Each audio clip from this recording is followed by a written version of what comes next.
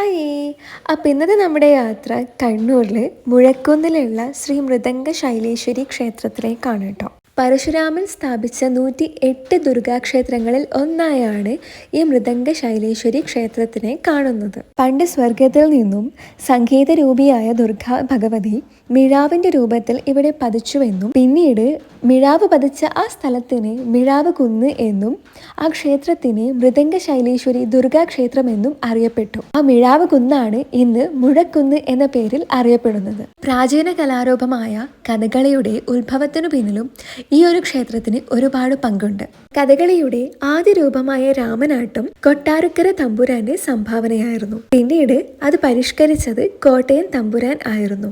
ഒരിക്കൽ ആട്ടക്കഥ എഴുതുമ്പോൾ സ്ത്രീരൂപം സങ്കല്പിക്കുവാൻ തമ്പുരാൻ ബുദ്ധിമുട്ടുകയും എന്നാൽ ആ സമയത്ത് അദ്ദേഹം പരാശക്തിയോട് പ്രാർത്ഥിക്കുകയും ചെയ്തു. ഭക്തവത്സലയായ ദുർഗാ ഭഗവതി ക്ഷേത്രകുളത്തിൽ നിന്നും ഒരു സ്ത്രീ വേഷത്തിൽ പൊങ്ങി വരികയായിരുന്നു. അന്ന് ജഗദീശ്വരി കാണിച്ചു കൊടുത്ത ആ രൂപത്തിൽ നിന്നും പ്രചോദനം കൊണ്ടാണ് തമ്പുരാൻ സ്ത്രീ വേഷത്തിന്റെ രൂപം സൃഷ്ടിച്ചത്. ഇന്നും കഥകളിയിൽ ആ രൂപത്തിലാണ് സ്ത്രീ വേഷം പ്രത്യക്ഷപ്പെടുന്നത്. കോടികൾ വിലമതിക്കുന്ന അത്ഭുത വിഗ്രഹമുള്ള ഈ ഒരു ക്ഷേത്രത്തിന് സെക്യൂരിറ്റി ഗാർഡുകൾ ഒന്നും തന്നെ ഇല്ല. കാരണം ഇവിടെയുള്ള സെക്യൂരിറ്റി ഗാർഡ് ദുർഗാദേവി തന്നെയാണ്. പലതവണ വിഗ്രഹം മോഷണം പോയിട്ടുണ്ടെങ്കിലും ഇന്നേ വരെ മോഷ്ടാക്കൾക്ക് അത് കേരളം കടത്തുവാനോ ഉരുക്കുവാനോ സാധിച്ചിട്ടില്ല. അത് പാതി വഴിയിൽ ഉപേക്ഷിച്ച് രക്ഷപ്പെടുക മാത്രമായിരുന്നു മാർഗം. ഇവിടെ നെയ്വിളക്കേന്തി പ്രാർത്ഥിച്ചാൽ ഏതൊരു അസാധ്യമായ കാര്യവും സാധ്യമാകും എന്നതാണ് വിശ്വാസം.